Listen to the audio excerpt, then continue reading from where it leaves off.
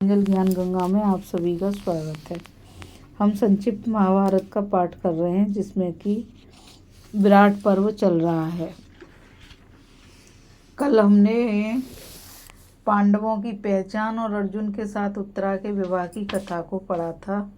विवाह का प्रस्ताव की कथा को पढ़ा था। आज हम अभिमन्यु के साथ उत्तरा का विवाह की कथा को पढ़ेंगे। तो चलिए कथा शुरू करते हैं। वैशंपायन जी कहते हैं, अर्जुन की बात सुनकर राजा विराट ने कहा, पांडव श्रेष्ठ, मैं स्वयं तुम्हें अपनी कन्या दे रहा हूँ, फिर तुम उसे अपनी पत्नी के रूप में क्यों नहीं स्वीकार करते। अर्जुन ने कहा, राजन, मैं बहुत काल तक आपके रनिवास में रहा हूँ और आपकी कन्या को एकांत में तथा सबके सामने पुत्री भाव से ही देखता आया हूँ। उसने भी मुझ पर पिता की भांति ही विश्वास किया है। मैं नाचता था और संगीत का जानकार भी हूँ, इसलिए वह मुझसे प्रेम तो बहुत करती है, परंतु सदा मुझे गुरु ही मानती आई है। वह वैश्य हो गई है और उसके साथ 1 वर्ष तक मुझे रहना पड़ा है। इस कारण तुम्हें और किसी को हम पर कोई अनुचित संदेह न हो, इसलिए उसे मैं अपनी पुत्र वधू के रूप में वरण करना चाहता हूँ। ऐसा करके ही मैं शुद्ध, जितेंद्रिय तथा मन को वश में रखने वाला हो सकूंगा और इससे आपकी कन्या का चरित्र भी शुद्ध समझा जाएगा। मैं निंदा और मिथ्या कलंक से डरता हूँ, इसलिए उत्तरा को पुत्र वधू के ही रूप में ग्रहण करूंगा। मेरा पुत्र भी देवकुमार के समान है। वह भगवान श्री कृष्ण का भांजा है।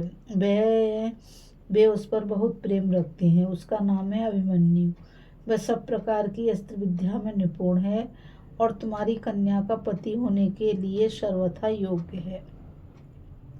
विराट ने कहा, पार्थ, तुम कौरवों में श्रेष्ठ और कुंती के पुत्र हो। तुम्हें धर्माधर्म का इतना विचार होना उचित ही है। तुम सदा धर्म में तत्पर रहने वाले और ज्ञानी हो। अब इसके बाद जो कुछ कर्तव्य हो उसे पूर्ण करो। जब अर्जुन मेरा संबंधी हो रहा है तो मेरी कौन सी कामना अपूर्ण रह गई। विराट के ऐसा कहने पर अवसर देखकर राजा युधिष्ठिर ने भी इन दोनों की बातों का अनुमोदन किया।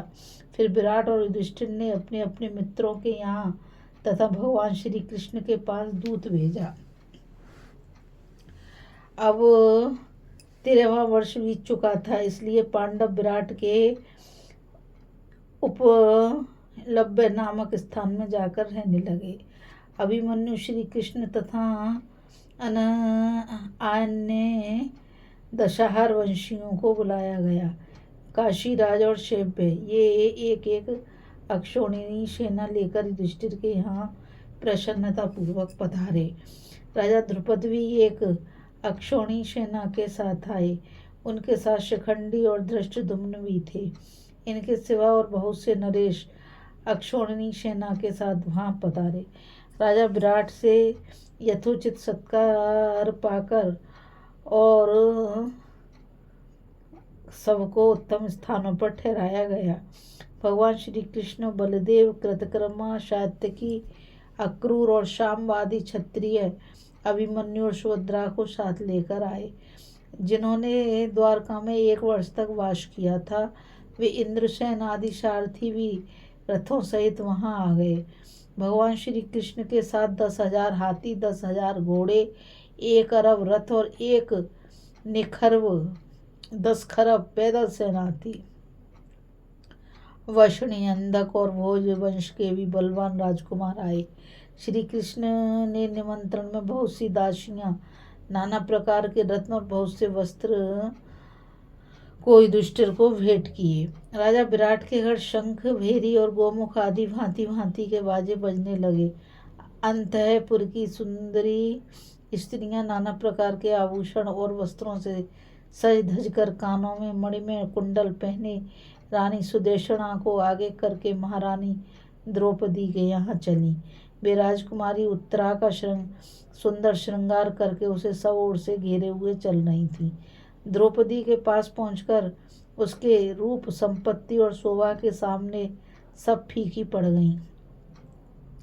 अर्जुन ने सुभद्रा नंदन अभिमन्यु के लिए सुंदरी विराट कुमारी को स्वीकार किया। उस समय वहां इंद्र के समान वेशभूषा धारण किए हुए युधिष्ठिर भी खड़े थे।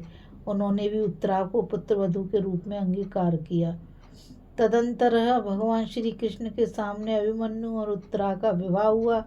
विवाह काल में विराट ने प्रज्वलित अग्नि में विधिवत हवन करके ब्राह्मणों का सत्कार किया और दहेज में वर पक्ष को वायु के समान वेग वाले 7,000 घोड़े, 200 हाथी तथा बहुत सा धन दिया।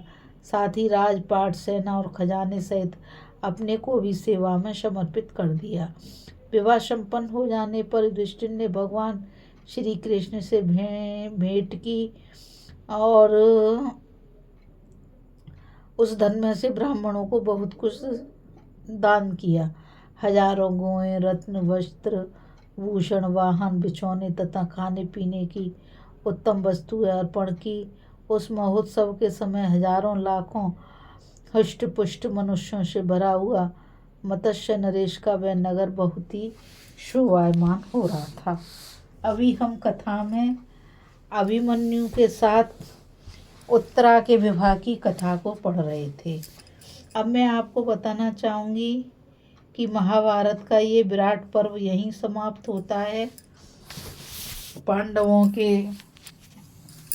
13 वर्ष के वनवास के बाद और अभिमन्यु के साथ उत्तरा का विवाह। अब अपनी पुत्रवधू को लेकर पांचों भाई हस्तिनापुर में प्रवेश करेंगे।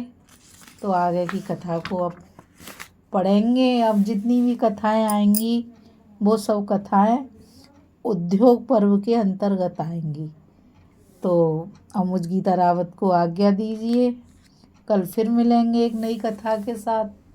और मैं आप सभी से यही कहना चाहूँगी कि इस चैनल को ज़्यादा से ज़्यादा लाइक, शेयर और सब्सक्राइब कीजिए ताकि यह अमूल्य ज्ञान अधिक से अधिक लोगों तक पहुंच सके। इस कथा में बस इतना ही। राधे राधे। जय श्री कृष्णा। नमस्कार।